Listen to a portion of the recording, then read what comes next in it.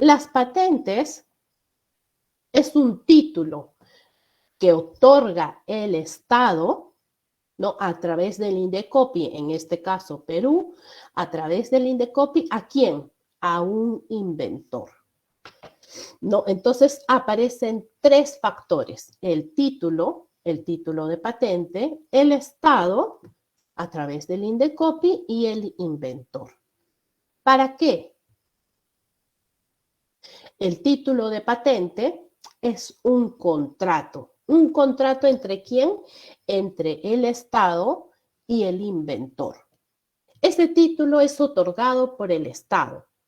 Se otorga a un invento. No se otorga a una marca, no se otorga a un libro, no. Se otorga a un invento, ¿no? Y estos confieren derechos de propiedad intelectual.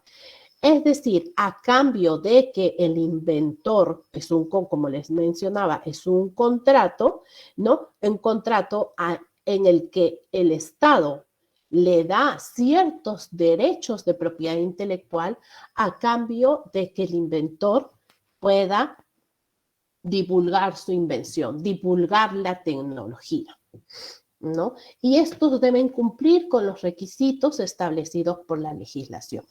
El título de propiedad es en verdad un cartón que funciona como una tarjeta de propiedad. Por ejemplo, si ustedes compran un auto, ¿qué pueden hacer con ese auto? Utilizarlo. ¿Pueden venderlo? Sí. Este documento les sirve para venderlo, ¿no? Pueden alquilarlo, establecer una empresa, alquilar ese auto a otras personas, quien lo maneja, y tú recibes una compensación, ¿no? Entonces, eso igualmente es el título de propiedad. Con la patente, yo puedo realizar mi empresa, ¿no? Para producir el invento. Puedo darle la transferencia a otra empresa, ¿no? Para que éste pueda reproducir el invento. Eso se llama un alquiler, ¿no? Transferencia por un tiempo limitado, ¿no? O lo puedo vender, establecer y darle por completo a otra persona o a otra empresa, ¿no? Mi invento, para que ellos tengan acceso. ¿A cambio de qué? A cambio de una compensación económica, obviamente, ¿no? ¿Y quién es el inventor? El inventor, como les mencionaba, es el que va a investigar, el que tiene la invención. Pero ese inventor, a cambio, debe divulgar la invención. ¿Cómo lo divulga? En un documento de patente, ¿sí? Este es un documento en donde, tipo los papers, pero los papers tienen pues 3, 4, 5 páginas. Un documento de patente establece todo: cuáles son los antecedentes, cómo es la invención, cuáles son las partes que tiene ese invento, cómo llego a ese invento, ¿sí? Eso es el documento de patente. Por eso es que se dice el contrato entre el Estado. El Estado le otorga ciertos derechos a cambio de que el inventor divulgue en un documento de patente, ¿sí? ¿Y para qué esto? ¿Cuál es la filosofía? Porque el acceso a la información desarrolla nuevas tecnologías, desarrolla mejoras. Imagínense, por ejemplo, cómo se hacían las cirugías hace 30 años y cómo se hacen ahora, ¿no? Incluso ahora estamos hablando de telemedicina, y eso es en base al acceso de la tecnología que hemos estado, obviamente desde el desarrollo del Internet, hemos tenido acceso mucho más fácil, ¿no? Que anteriormente a ello, ¿no? Imagínense cómo eran incluso un hit del momento, una música, ¿no? Que nosotros escuchábamos en los 70s, en los 80s, el rock, ¿no? Para que viniera esa música, pues a veces pasaba un año, ¿no? Porque no había esta información, no había este tipo de plataformas. Entonces ahora es en línea, todos tenemos acceso a esta información. ¿Y cuáles son los derechos que otorga el Estado al inventor por la patente? En principio es la exclusividad, ¿no? Es decir, que si yo tengo la patente, voy a impedir que terceros copien mi invento, que yo solamente sea el único en el mercado que produzca ese invento.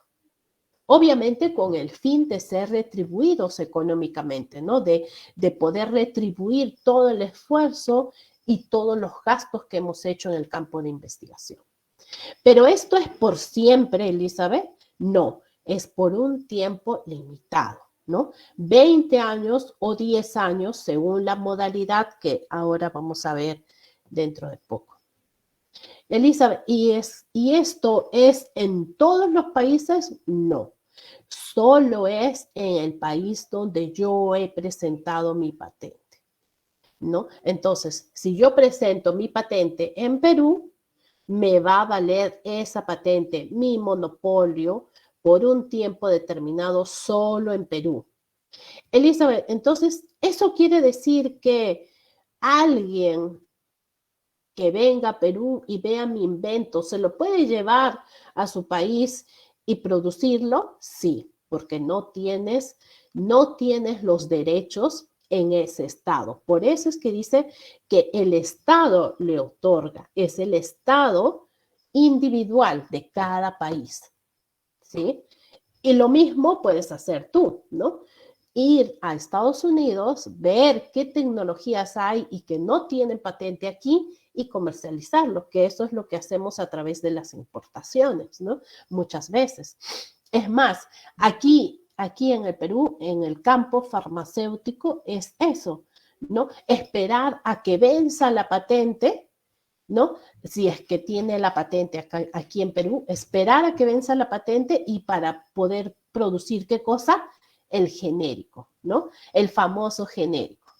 Y por eso los medicamentos bajan los costos, ya hay más competidores porque ya venció la patente, ¿no? Imagínense cuando tenía la patente la penicilina, por ejemplo, ¿no? Y ahora son más baratos y los podemos encontrar en varios laboratorios que producen este antibiótico, ¿no? Entonces, por eso es que es por un tiempo limitado y en un territorio en el que se presenta y se concede la patente, ¿sí? Vamos a ver este video, me dicen por favor si se escucha.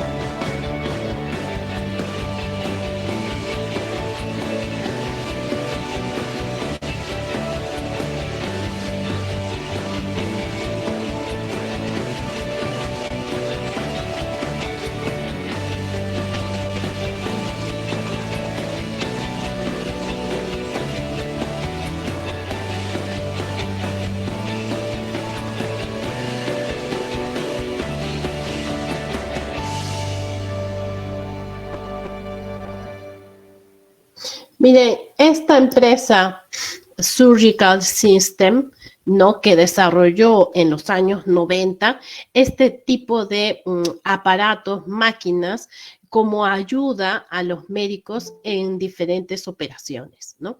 En realidad es un robot en el cual hay varias materias aquí, ¿no? Entre ellas, pues, ingeniería, matemática, porque obviamente tiene una plataforma, un software, ¿no?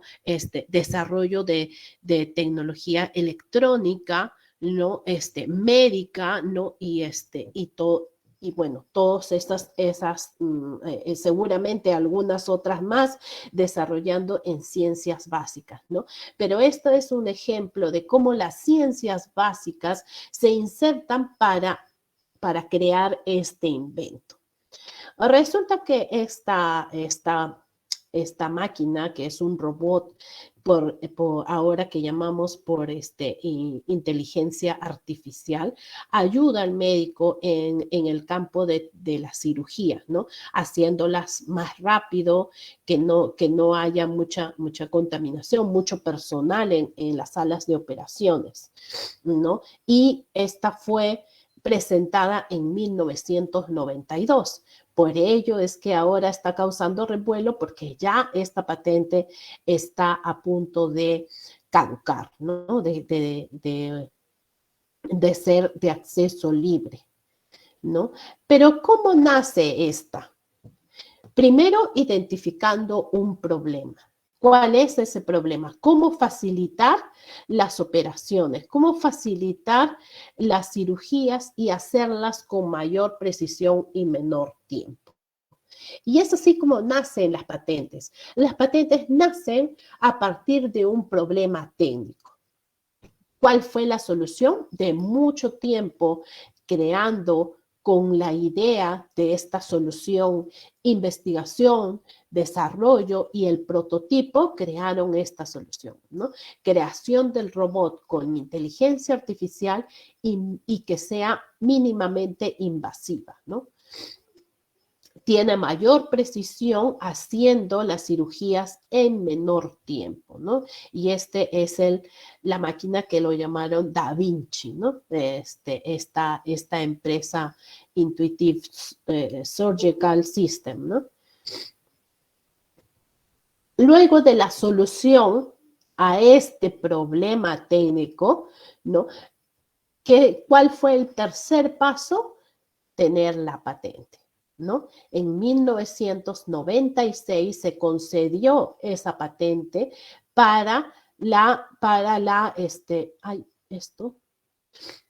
se concedió la patente, ¿no? Para este equipo.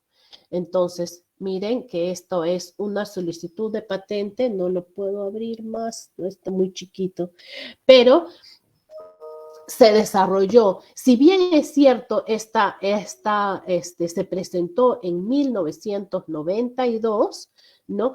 Fue recién en 1994 que se publicó, y en 1996 que se concedió esta patente, ¿no? Entonces, para ello, aparte de todo eso, que tuvo que pasar alianzas, ¿no? Con otras empresas. Esta empresa se alió con el Instituto de Medicina, con diferentes, aparte que tuvo que sacar pues los permisos necesarios, ¿no? Y esta obviamente no fue comercializada en 1996 a pesar de tener la patente, ¿no?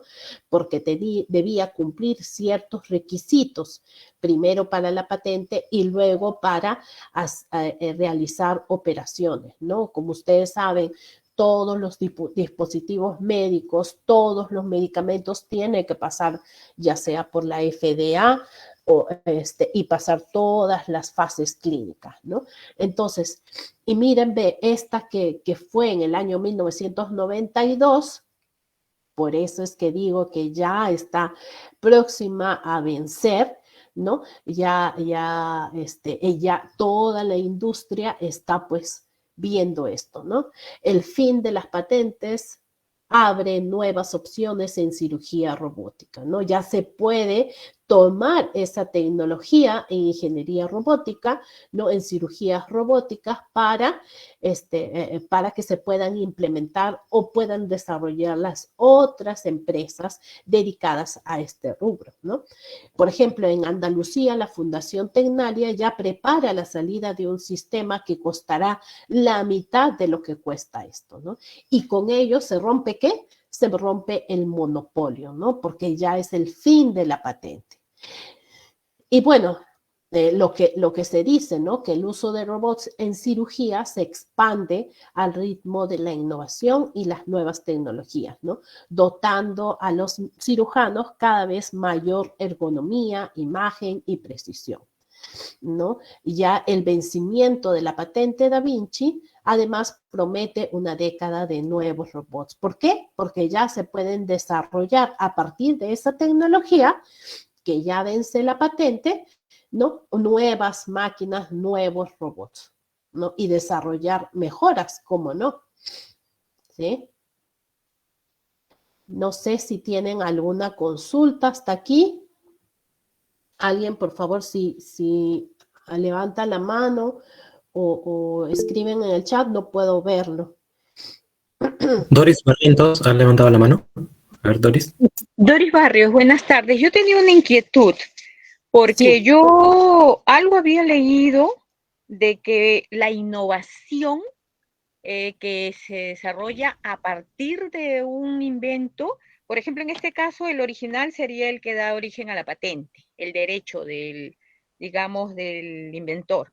Pero así es. si vamos a decir que yo, entre comillas, me inspiro en eso, innovo, ya no sería pues el mismo invento, ya no sería esa patente, yo puedo presentar la patente de la innovación. ¿Es correcto Así eso? es. Así es. Sí, justamente en la segunda parte vamos a ver cómo la industria farmacéutica, sobre todo la industria farmacéutica, trata de agarrarse de todas las innovaciones para, entre comillas, ¿no?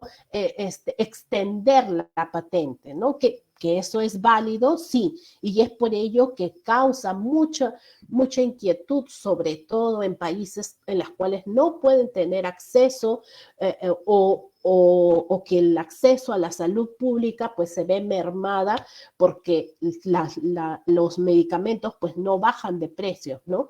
Y eso es por estas patentes que se llaman patentes incrementales. Y hay dos tipos de patentes, ¿no? Ahora vamos a ver las patentes de invención, como usted lo mencionaba, son de productos o procedimientos. La primera patente que se establece para un producto. Es algo innovador, es algo novedoso, algo que jamás se ha visto tecnológicamente, ¿no? Anteriormente. Y es por ello que los requisitos que se piden es que sea nuevo a nivel mundial, ¿no? Que no sea obvio, es decir, que lo que yo estoy solucionando, la solución que yo estoy llegando, no resulte obvio para una persona, en este caso, por ejemplo, Da Vinci, ¿no? Ha tenido que desarrollar, para solucionar todos esos problemas, ha tenido que desarrollar ingeniería mecánica, ingeniería química, ingeniería electrónica, no software, incluso innovar de cómo serían este tipo de agujitas para cirugía, todo ello, ¿no? Todo ello que quizás se le concedió la patente porque no había tecnologías parecidas que englobaran todas estas cosas, ¿no? Todas estas innovaciones. Entonces, a eso se refiere con que no sea obvio ni evidente.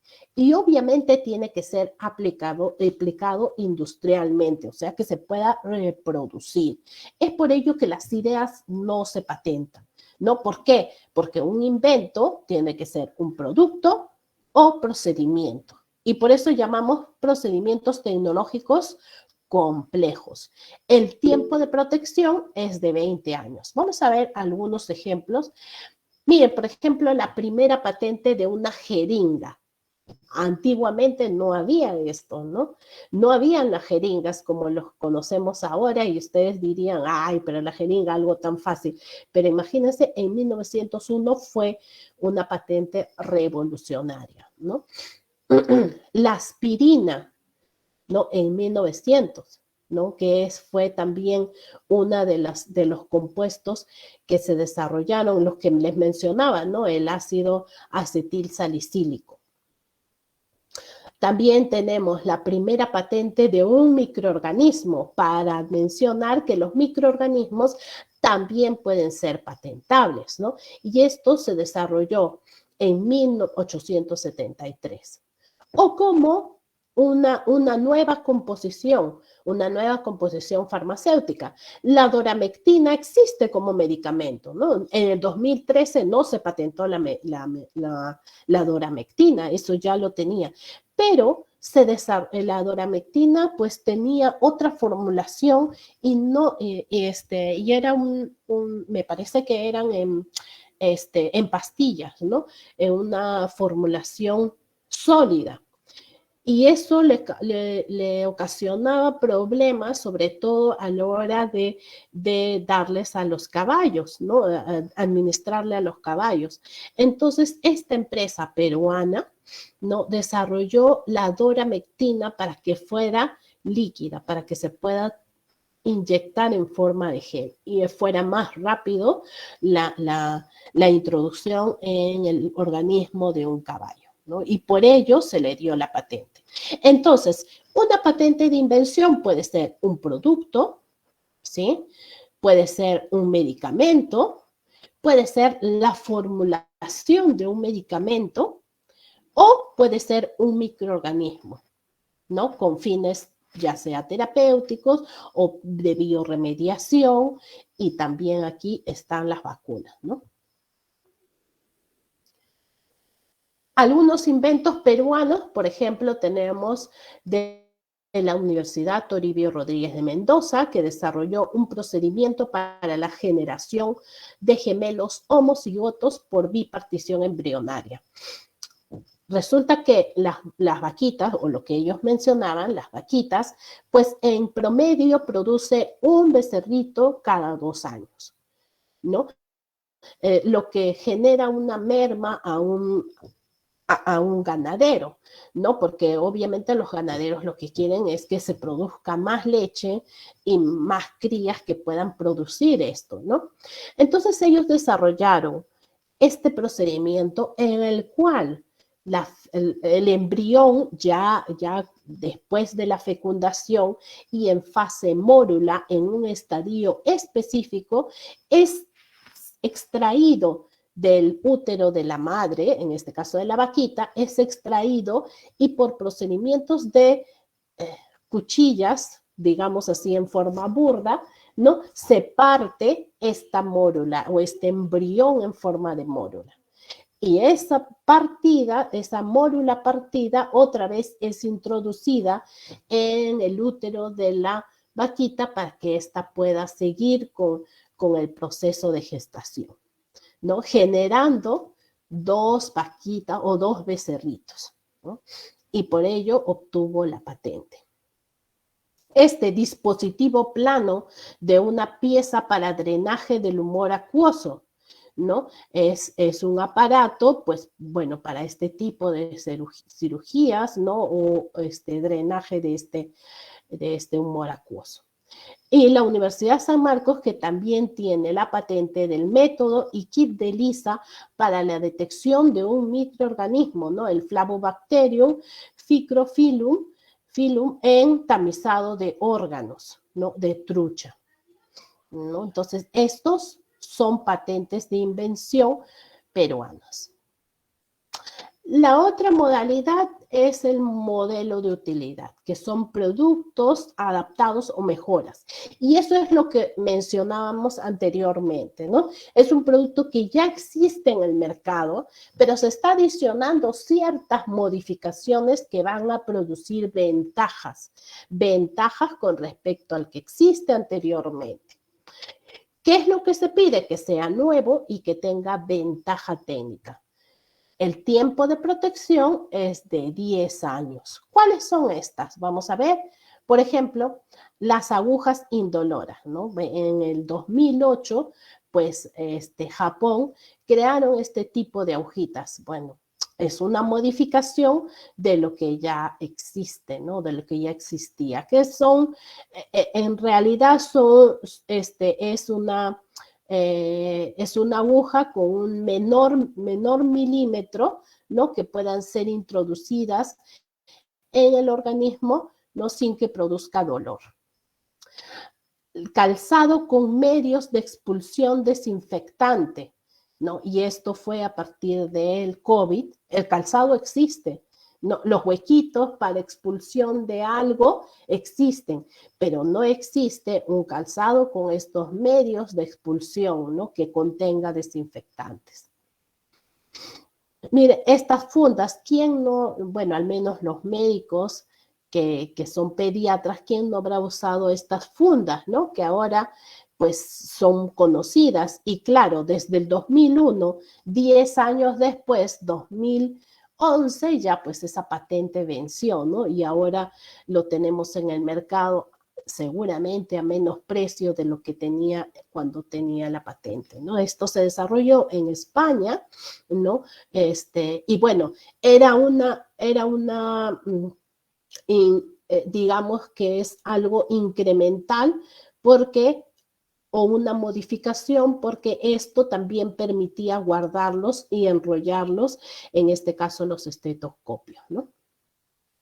O el protector facial con sistema de desinfección, que también se tuvo aquí en el concurso COVID que desarrollamos en el 2020, ¿no?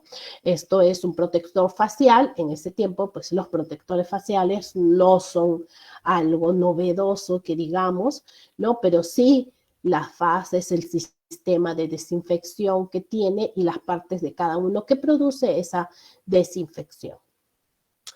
Y algo nacionales, por ejemplo, tenemos la Universidad Nacional Mayor de San Marcos que tiene la patente del parche antiodorante con partículas nanometálicas, ¿no? Es un parche con nanometálicas, que es una tecnología. Las nanopartículas existen, sí, pero no existe este parche con esta tecnología adherida, ¿no?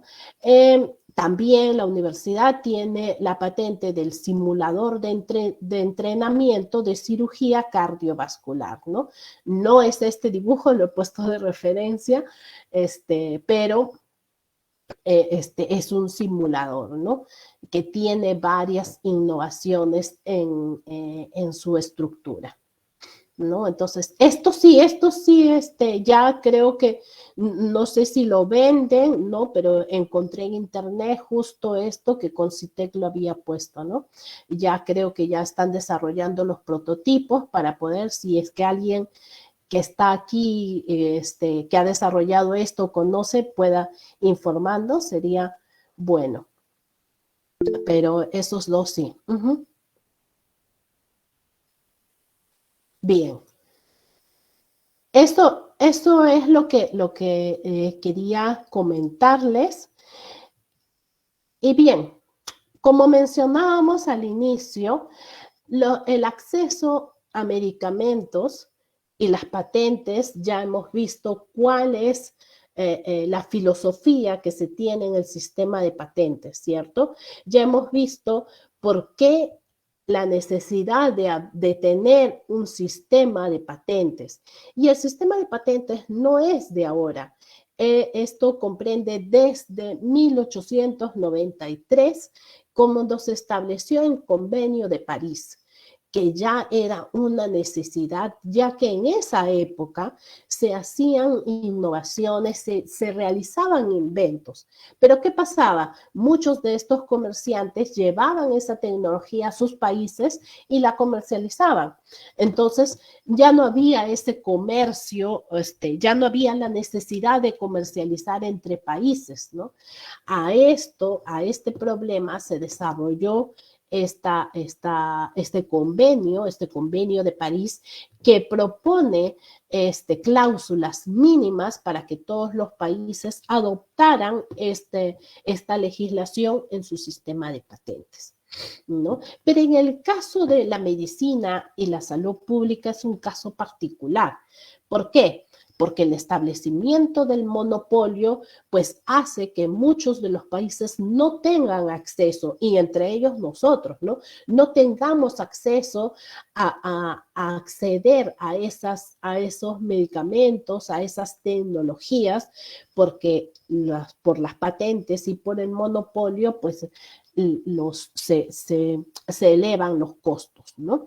Entonces, vamos a ver, y esto apareció mucho más en el caso del COVID, ¿no? De la pandemia. ¿Qué pasó en la pandemia?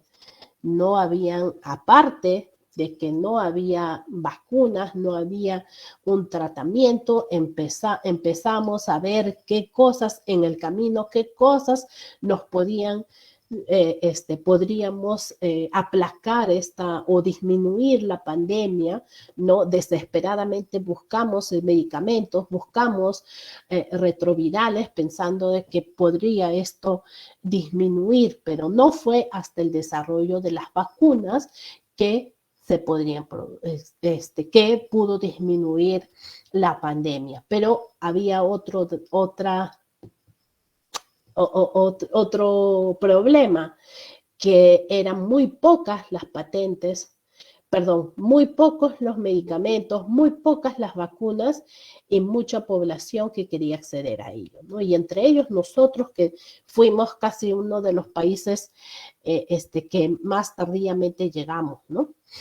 a las vacunas. Vamos a ver este video.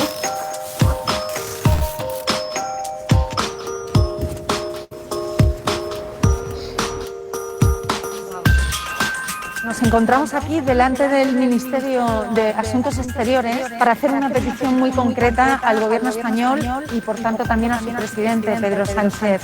Durante este año se ha hecho un esfuerzo ingente por parte de muchísimos actores para conseguir tener vacunas. Sin embargo, ahora mismo tenemos un enorme cuello de botella en la producción de estas vacunas. Una solución sería la que está encima de la mesa de la Organización Mundial del Comercio, una extensión temporal de algunos de los derechos de las patentes que regulan los medicamentos, las tecnologías, los diagnósticos y las vacunas frente a la COVID-19 para permitir compartir el conocimiento, compartir la tecnología y de esa manera conseguir aumentar la producción. Lo cierto es que si algo no tenemos en esta pandemia es tiempo. Por eso estamos aquí hoy, para pedir al Gobierno español que no obstaculice la propuesta de exención de algunos derechos de las patentes en el seno de la Organización Mundial del Comercio. Y sí, y muchos países estuvieron de acuerdo en que se exente a las patentes de esto, ¿no? De estas vacunas. Sin embargo, hay cosas también que debemos tener en cuenta, ¿no? Bajo el sistema de patentes, en principio, vamos a ver, como los mencioné al inicio de la exposición, para que salga un medicamento al mercado pasa por muchas fases, ¿no? Si bien es cierto, la duración de la patente es de 20 años, pero no es 20 años desde que se la concede, sino desde que se presenta. Y muchas veces se presenta una patente en la fase clínica, ¿no? O sea, se hacen los estudios de laboratorio, fase preclínica en ratones, ver cuál es químicamente o biológicamente, cuál es la molécula, ¿no? O de repente, en este caso, la fórmula que se va a realizar después en estas fases clínicas, ¿no? Generalmente, una solicitud de patente en el mercado farmacéutico se presenta cuando recién pasa a la fase clínica 1. es decir, en estudios en animales superiores, ¿no? Entonces, cuando pasa eso, recién se presenta la patente. Y ya se sabe que las patentes en muchos países demoran de 3 a 4 años. Digamos 4 años, que es lo que aquí es el tiempo que demora una patente farmacéutica. Puede ser 5 o 6 años, ¿eh? Pero digamos que sea 4. Ya, ahí está en el año 4 de la patente. Sin embargo, recién está en la fase clínica 2. Generalmente, cuando la fase clínica 3 ya se ha terminado, ya está la patente en el año 10 o en el año 11. Hasta que pasa el registro sanitario, ya sea DIGEMIT, FDA del país donde está realizando, generalmente pasa, bueno, dice la DIGEMIT que ahora lo está haciendo en 6 meses, pero eso es para validar. Cuando un medicamento nuevo pasa por este registro, es mucho más, ¿no? Y realmente un medicamento que se comercializa pasa en el año 12 o en el año 13. Y tiene solamente, que eso es lo que dicen las empresas farmacéuticas, ¿no? Que la vida útil de la patente en verdad tiene solo 7 años. Incluso muchas empresas en muchos países se ha llegado a decir todo esto para sustentar que las patentes farmacéuticas tengan un tiempo de vigencia de hasta 25 años. Pero no, eso no se ha establecido en Perú porque no hay forma. Sin embargo, en estos 7 años, yo les aseguro que todo lo que han invertido aquí lo recuperan en estos 7 años, ¿no? En esta fase de comercialización.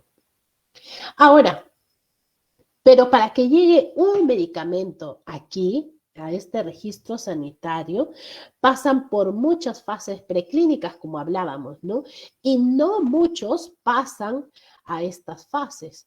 Se dice que el riesgo, que solo 1 de cada 9.000 moléculas entra a investigación clínica.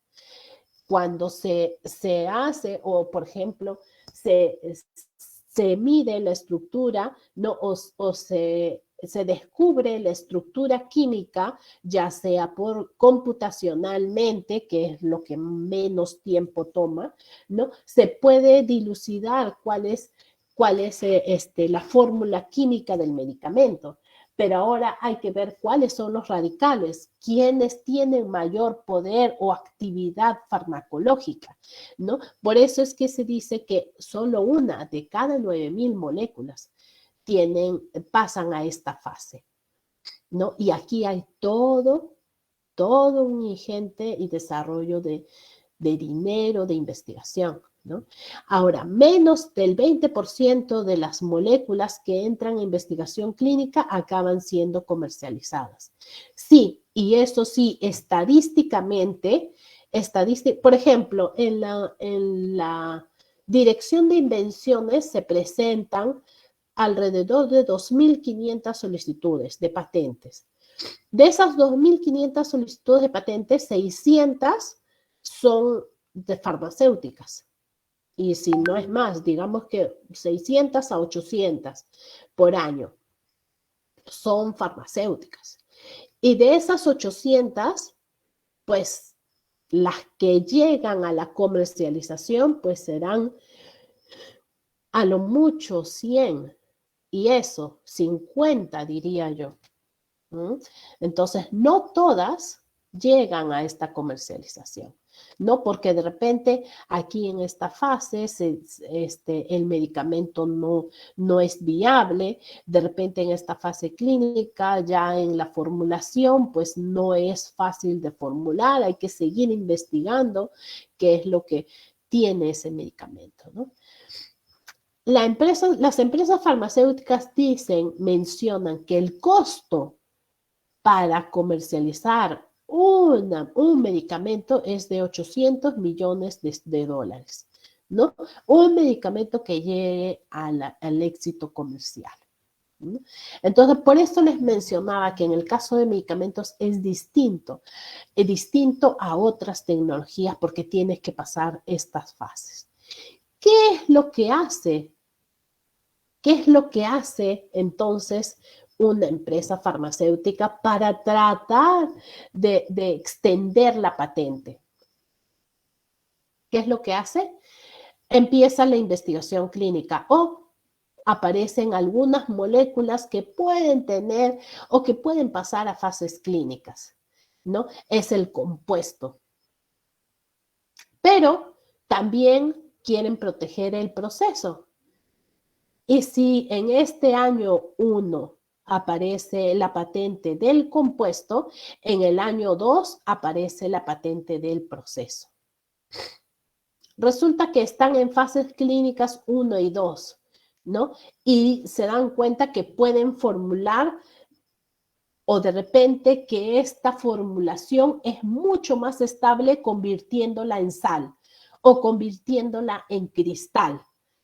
¿Han visto esta? O que químicamente por la D y la L, ustedes han visto que hay levocetiricina y hay cetiricina, ¿no? Entonces, y la levo, ustedes saben que solamente es un grupo espacial, ¿no? Es el cambio espacial en la estructura, tiene la misma estructura, es el mismo medicamento, pero el enlace pues no es como se dice arriba, ¿no? Sino que está abajo, es un tipo de enlace diferente en la estructura o es un DL, ¿no? Y aparece eso. La composición farmacéutica que de repente yo la puedo poner, digo que este medicamento produce ácidos en el organismo. Entonces, ¿qué hago? La cubro, la recubro y salen los medicamentos recubiertos.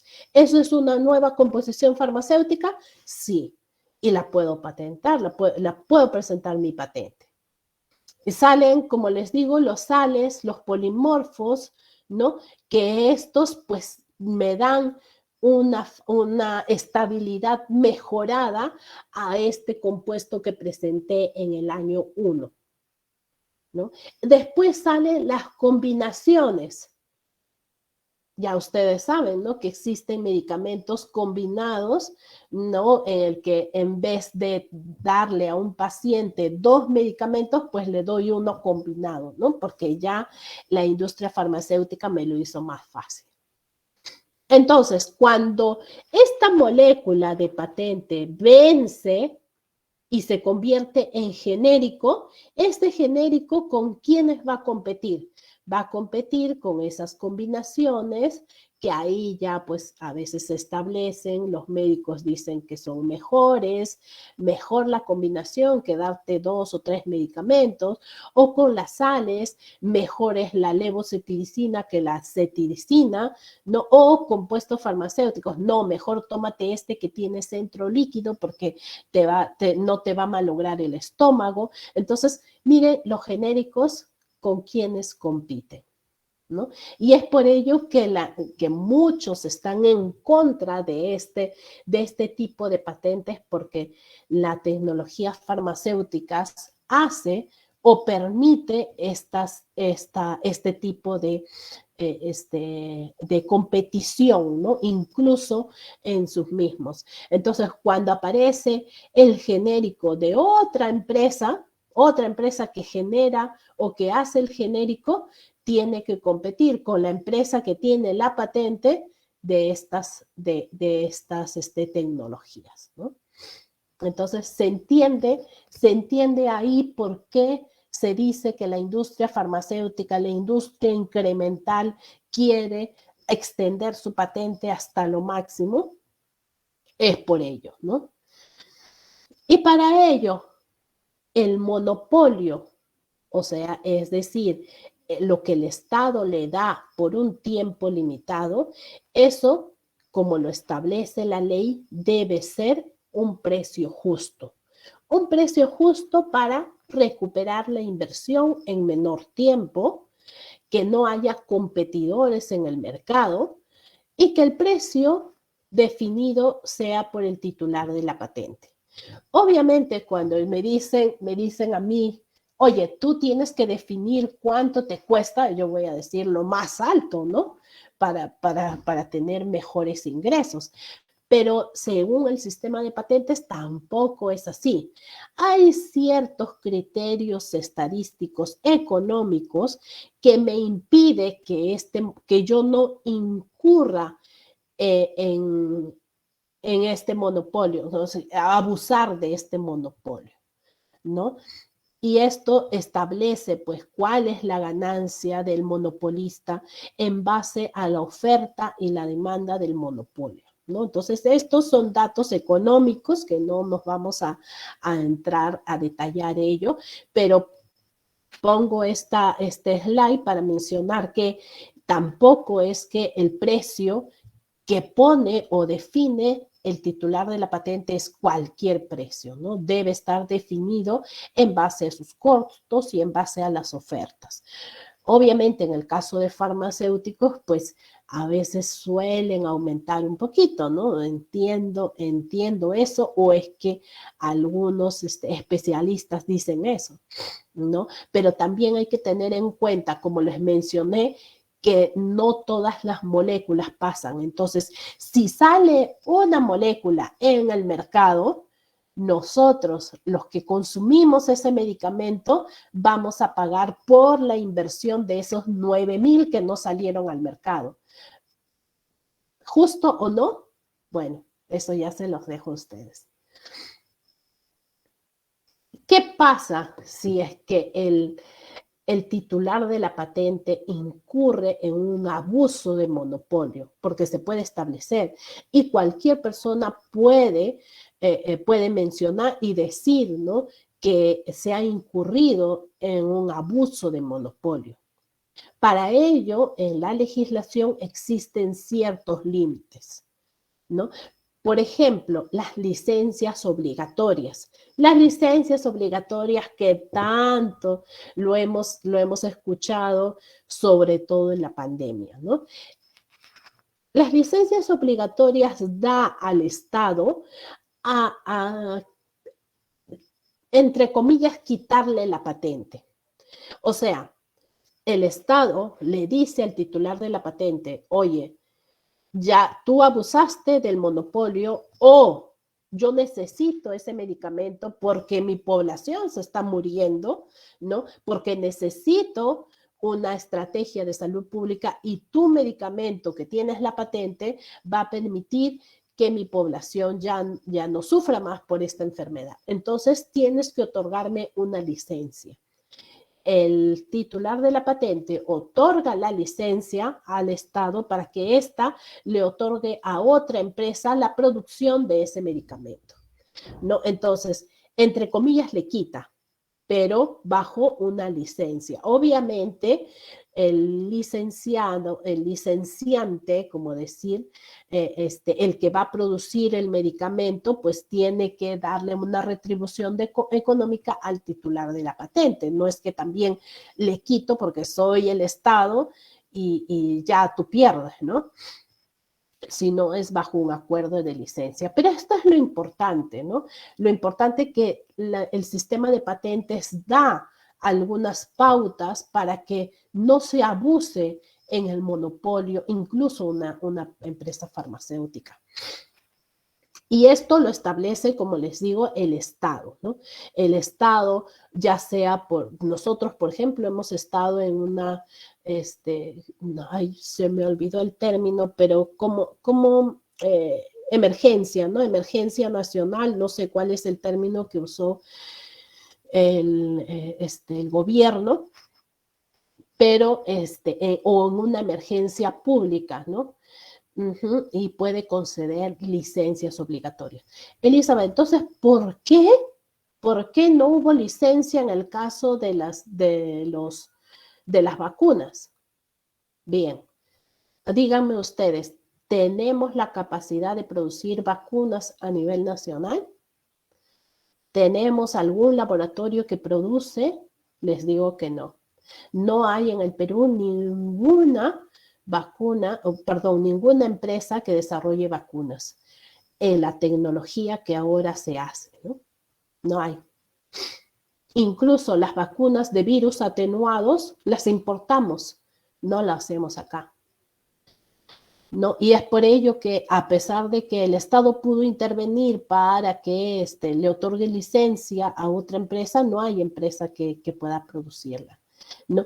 Y en el caso de los retrovirales, Elizabeth, en el caso de SIDA, en el año, a ver si no me equivoco, en el año 2016, me parece que en el año 2016 hubo un revuelo para que se pueda otorgar una licencia obligatoria en el caso del ritonavir, no, perdón, del dasatinib, que es un medicamento retroviral que se estaba agotando y no podía el Estado comprar porque ingresó la patente de un nuevo medicamento o del dasatinib mejorado, ¿no? Que impedía a que el genérico llegue, o que el Estado dijo que ese era el único medicamento que tenían que traerlo, ¿no? Al final no se llegó a ningún acuerdo y no se concedió ninguna licencia obligatoria, pero otros países sí, caso Ecuador, que sí ha establecido algunas licencias obligatorias, caso Canadá también, que ha establecido licencias obligatorias, ¿no?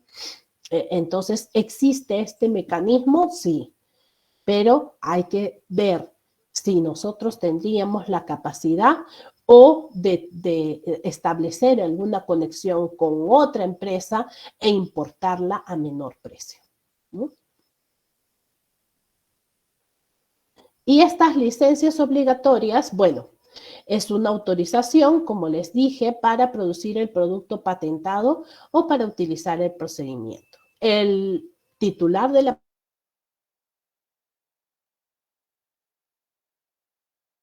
explotación sin su consentimiento.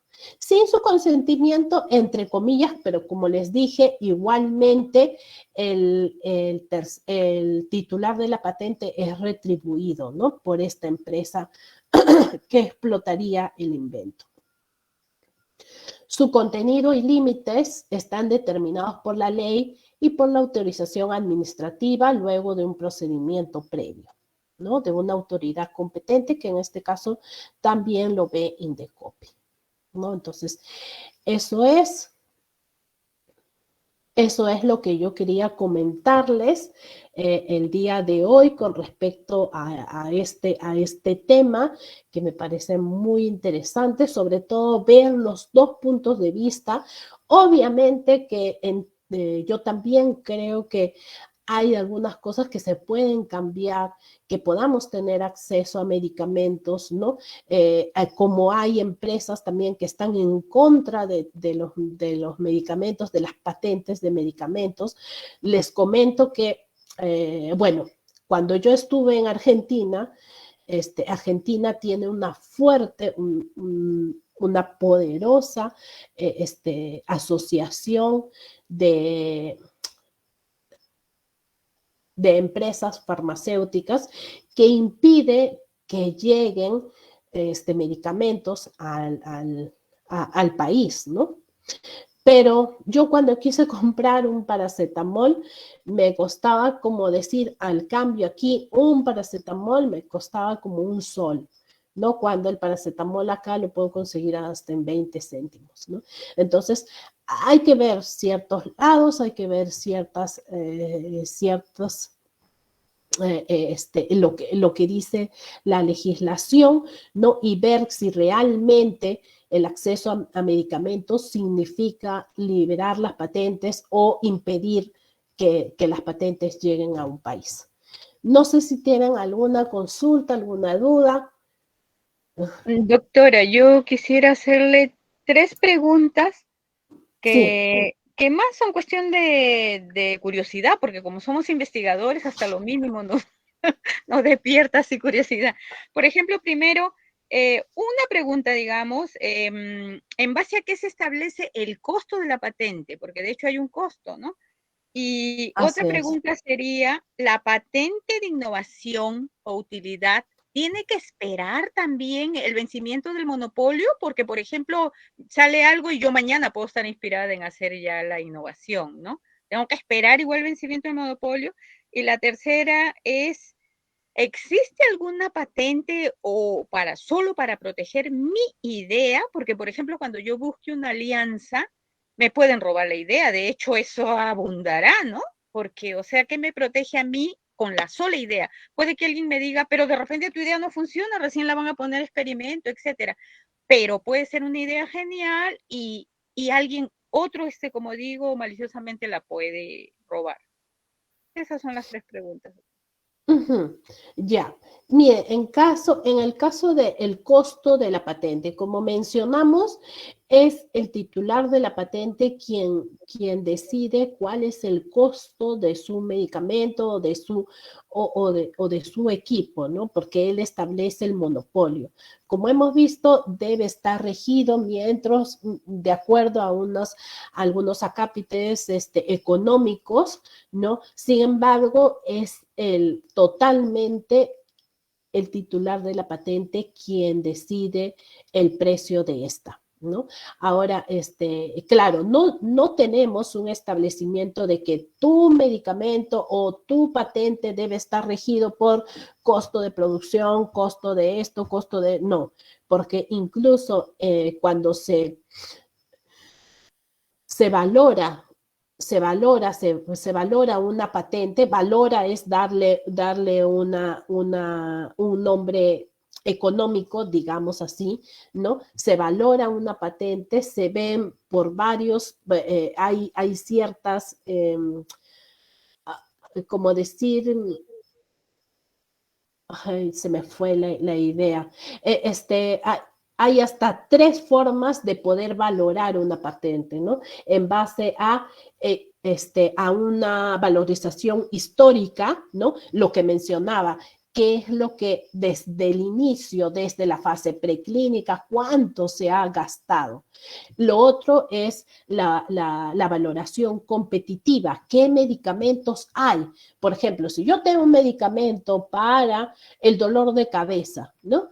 Entonces, ¿qué medicamentos actualmente hay para el dolor de cabeza y cuántos cuestan? ¿No? Entonces, de acuerdo a ello, se valora la patente que yo tengo. Obviamente no va a ser valorar con los genéricos, ¿no? Tengo que valorar con aquellos que tienen la misma estructura química o lo que fuera, ¿no? Pero eso se llaman métodos de valoración de una patente, ¿no?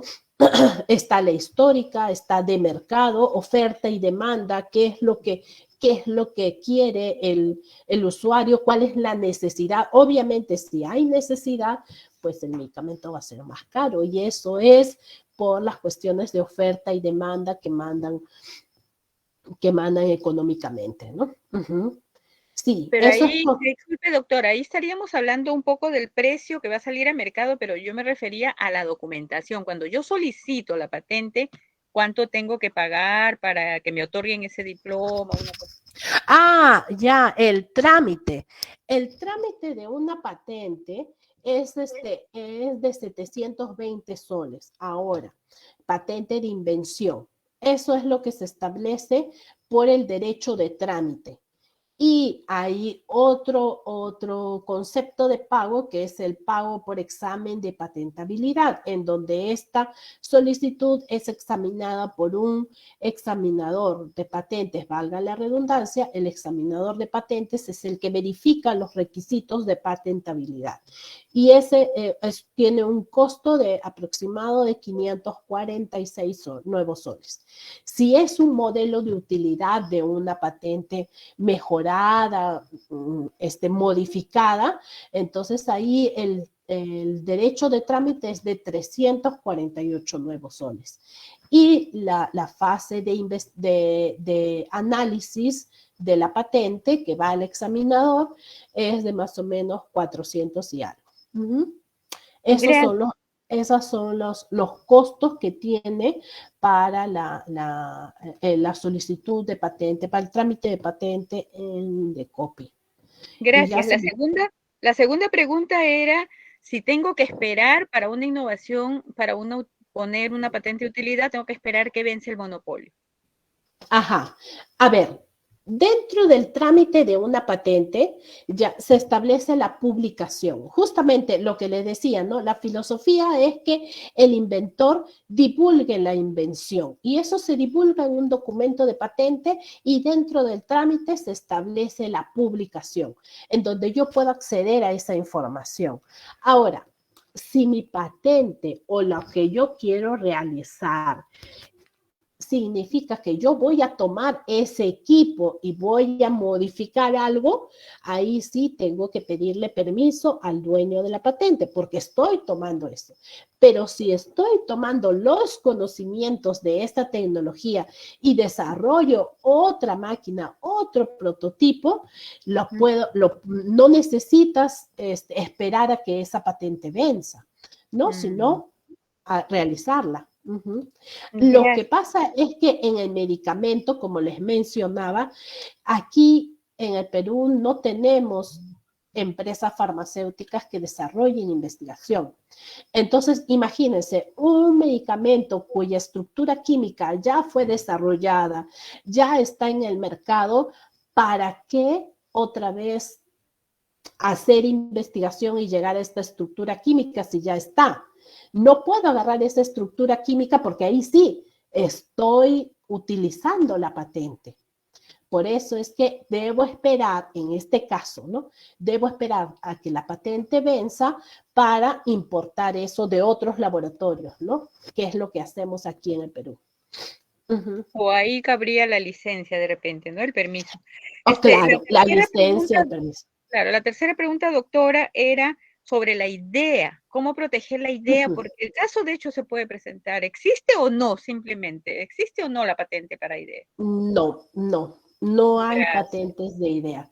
Pero debería pensarse, doctora, en eso, ¿ah? Debería pensarse en eso, porque es un buen punto para tanto abuso de que, por ejemplo, uno busca, por decir, alguien que tenga de repente ya el laboratorio, los recursos, incluso, sabe Dios, pero la idea es lo que más cuenta, pues la genialidad está en la idea. Debería pensarse, doctora. Así es.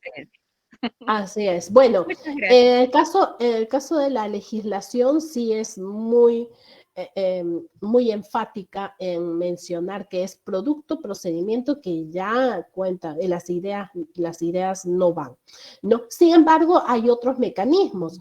Por ejemplo, si yo voy, ustedes, no sé si han visto el Shark Tank, donde muchos de estas personas van a ver incluso su idea, ¿no? O su prototipo, van y lo dicen, ¿no? Pero ahí hay acuerdos de confidencialidad y ahí hay acuerdos ya de cómo evitar trasladar cierta información técnica, ¿no? Y solamente mostrar los resultados. Entonces, ahí esas son las cosas. Algunos de estos que van en Shark Tank pues ya tienen la patente y solamente van a buscar inversionistas, ¿no? Pero sí, los acuerdos de confidencialidad o a veces está el certificado de protección, que también es otra herramienta donde se inscribe a Indecopy, eso es gratuito, ¿no? Se inscribe, pero se dice cuál parte me falta para que sea una patente. Igualmente no es una idea, pero es como desarrollo de un prototipo, de alguna prueba, ¿no? Que falta y que todavía me falta un año, por decir, ¿no? Y eso yo lo establezco pues porque si hay alguien o ya lo divulgué y otra persona está interesada, veo que está interesada, puedo ir por ese camino, ¿no? Gracias, doctora. Creo que esa es la respuesta, el certificado de protección. Sí. Doctora Elizabeth, un favorcito, tenemos en orden manos levantadas. El doctor José Niño Montero había levantado la mano. Doctor Niño, no sé si tiene la pregunta.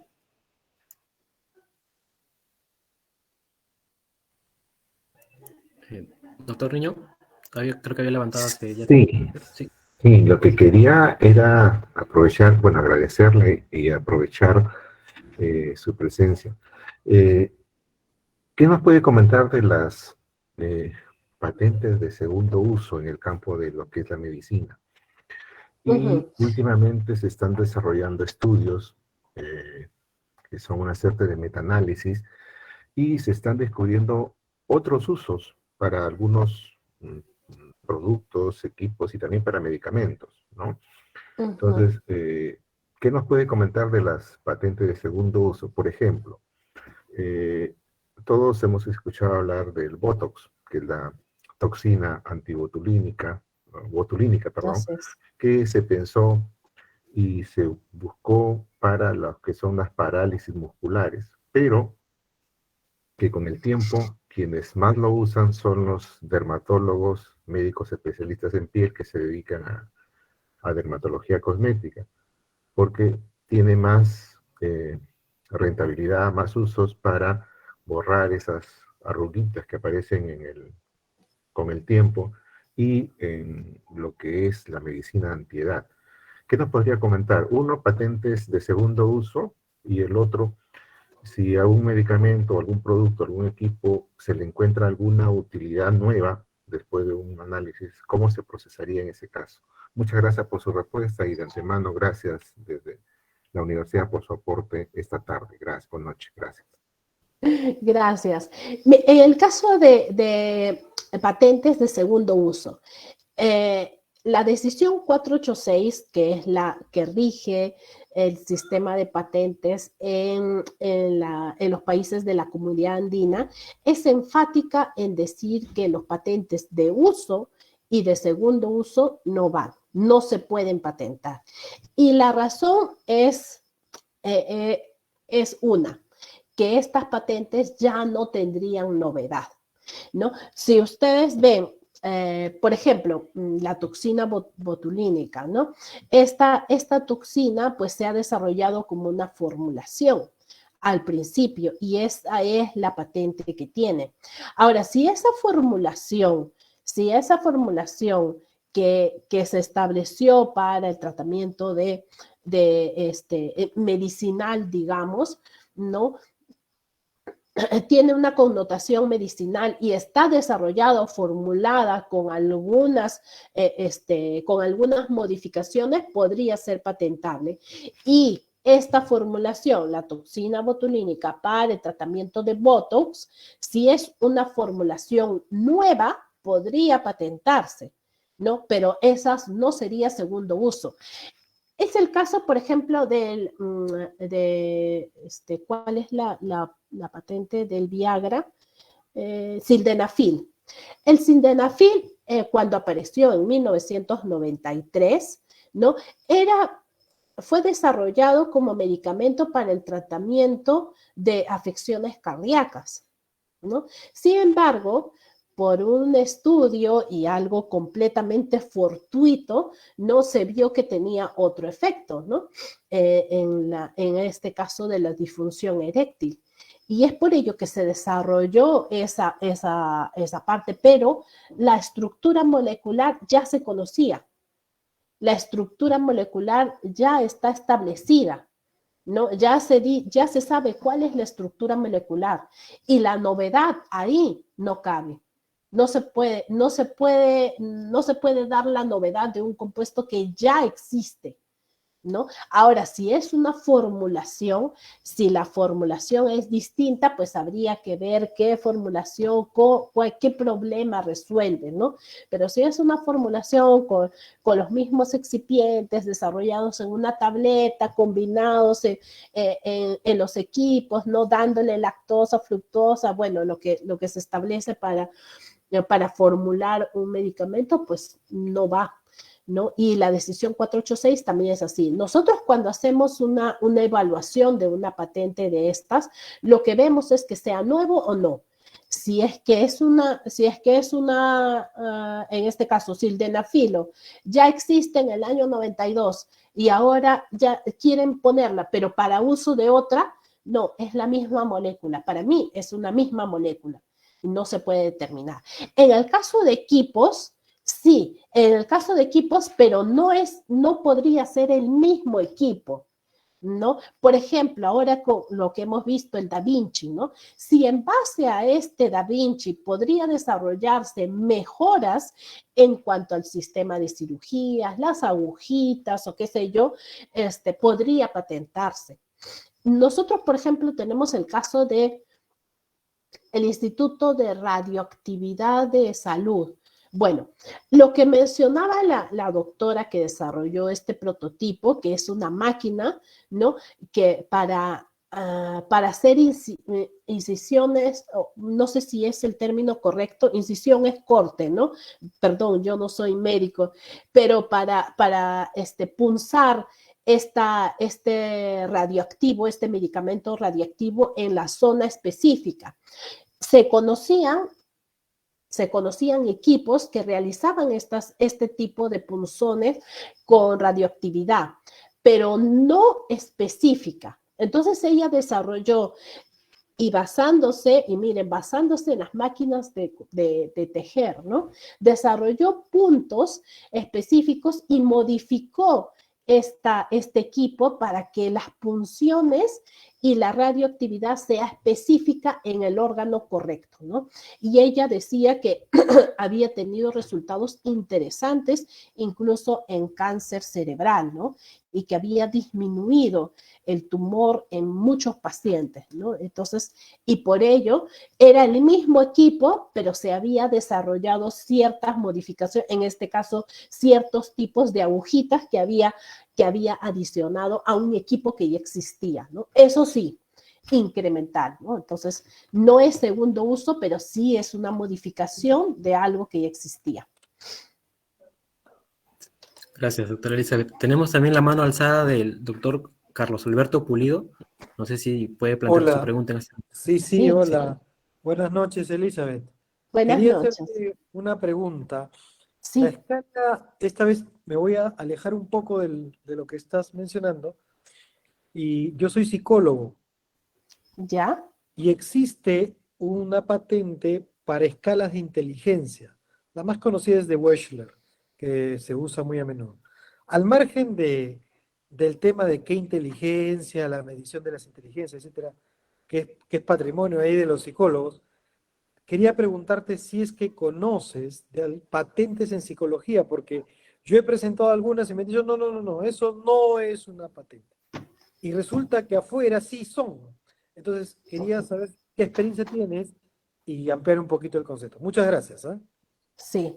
Bien, siempre que sean productos o procedimientos, se puede patentar, ¿no? En cualquier campo de la tecnología, en cualquier campo.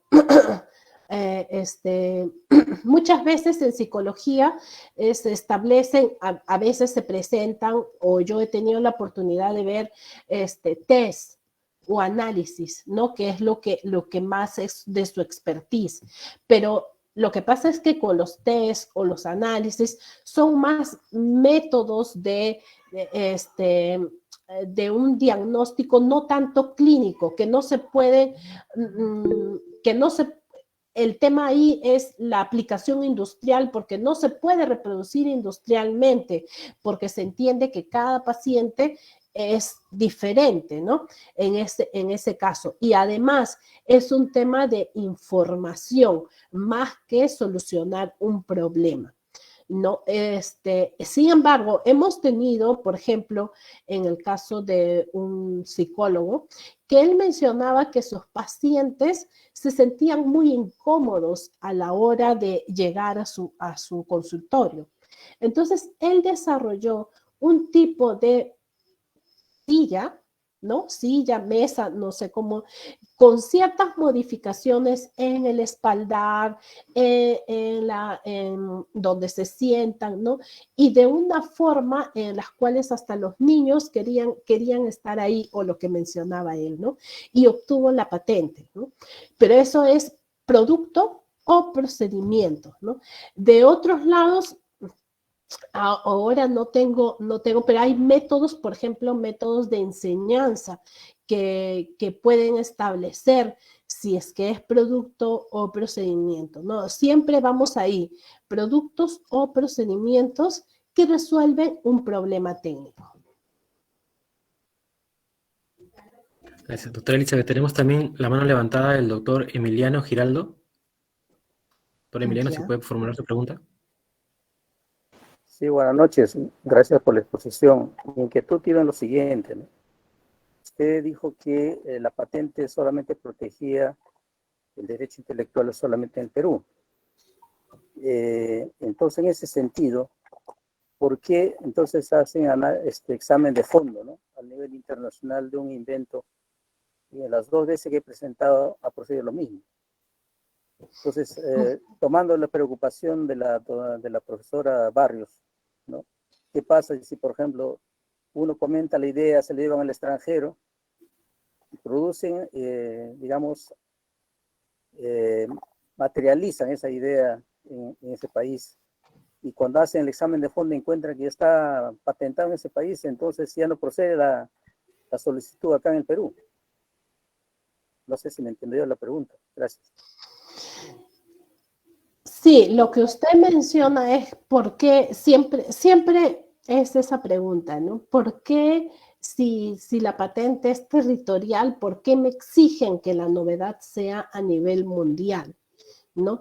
Y bueno, como mencionaba, si es que en el sistema de patentes eres el inventor de un producto, lo vas a hacer a nivel mundial, ¿no? Sin embargo, la protección es a nivel territorial. Eso es lo que dice el sistema de patentes. Y como mencioné, ustedes me dicen, pero es injusto que otro se lleve mi patente a otro lado y lo pueda comercializar, lo pueda vender sin que yo pueda hacer nada, ¿cierto?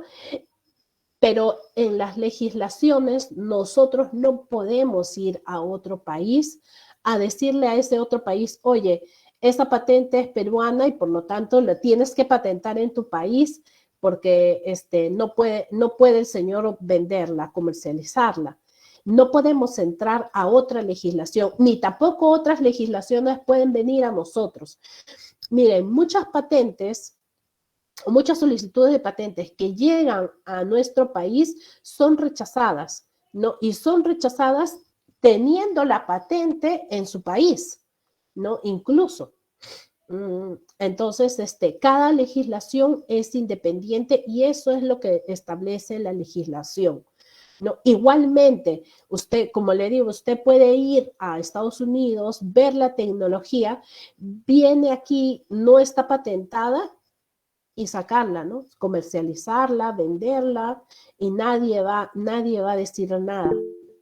Pero lo que se establece es que si en el sistema de patentes usted tiene la patente, es el inventor de ese producto a nivel mundial, ¿no? Y la comercialización es otro, ¿no? Es otra cosa. La comercialización sí es a nivel territorial. Ahora, más explicación legal no tengo porque soy técnica. Sin embargo, así está direccionada el sistema de patentes aquí y en cualquier país adherido al sistema de patentes del Convenio de París, ¿no? Que eso es lo que dice, ¿no? Territorialidad y novedad a nivel mundial. Gracias.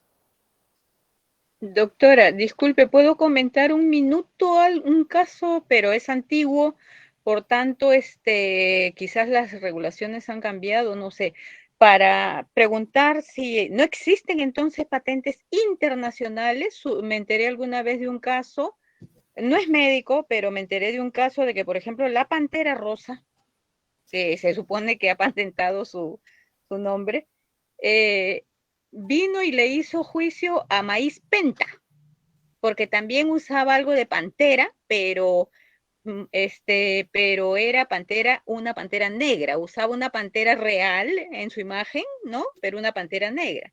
Y él decía que el término pantera ya estaba, o sea, como quien dice, territorializado por ellos. Y Sí. al final, siga usted ya, con eso acabo. ¿Existe la patente internacional? Ya, el ejemplo que usted menciona es marcas, más que todo, no es patente. Pero sí, el sistema europeo está cambiando su legislación para tener una patente internacional, una patente regional. Entonces, pero eso requiere un acuerdo de todos los países de la región, en este caso europea, ¿no? Requiere cambiar las legislaciones de cada país, ¿no? Para establecer una patente única. Todavía no está en vigencia, pero sé que desde hace, a ver, yo lo escuché desde el 2012, que estaban teniendo reuniones para ver si podrían acceder a una patente regional, ¿no? Una patente que sea validada para todos los países europeos. Lo que sí tenemos es el PPH, es decir, el PPH es, ahora tenemos con México, tenemos con Japón, ¿y qué es? Es validar el informe técnico de un examinador, ¿no? Es decir, que si yo tengo, por ejemplo, Japón, ¿no? En Japón se ha dado, como nosotros estamos un poquito retrasados, sobre todo en patentes farmacéuticas, Japón ya emitió un informe técnico, ¿no? Un informe de un examinador que dice que cumple todos los requisitos establecidos por ley. Entonces, esa solicitud viene a Perú. Esa solicitud japonesa viene a Perú. Nosotros lo que hacemos es validar ese informe técnico y decir, ya, si es que dice que es patentable, entonces le voy a creer. Pero también tengo que acondicionar a mi legislación. Es decir, si en Japón se permiten los usos, yo voy a eliminar aquellas reivindicaciones o otorgar las patentes que se refieran a usos, ¿no? Ese tipo de cosas. Eso se está estableciendo para validar más que todo, no otorgar la patente, pero sí validar el informe de un examinador. Y el informe se valida de examinador a examinador. Eso es lo que se está haciendo. Y lo que mencionaba es en Europa, ¿no? Ahora, los países de la comunidad andina todavía no hay ningún acuerdo para validar. Ahora mismo, este año, ha habido conversatorios para ver cómo se pueden analizar algunos casos, sobre todo que tanto nos jalan los pelos, sobre todo las patentes farmacéuticas, ¿no? Entonces, tener algunas directrices, ¿no? Validadas para que los 4 países tengamos una misma forma de examinar una patente, una solicitud, ¿no? Entonces, pero eso yo creo que va a ser 2 años más, porque les comento que no hay consenso, incluso en los países que tenemos la misma legislación. Muchas gracias, doctora. Muy ilustrativa su exposición. Gracias. Bien, creo que no hay más preguntas, no hay más manos levantadas. Muchas gracias, doctora Elizabeth Dávila, por su excelente ponencia. Recordarle también a todos los participantes, ¿no? Creo que la mayoría son docentes e investigadores, que nosotros en la universidad tenemos una oficina de propiedad intelectual, ¿no? La cual puede dar el acompañamiento tanto técnico, la asesoría, justamente también en los temas legales, en los temas del trámite de patentes, y también el aporte económico, de ser el caso, ¿no? De corresponder, para iniciar el trámite de patente.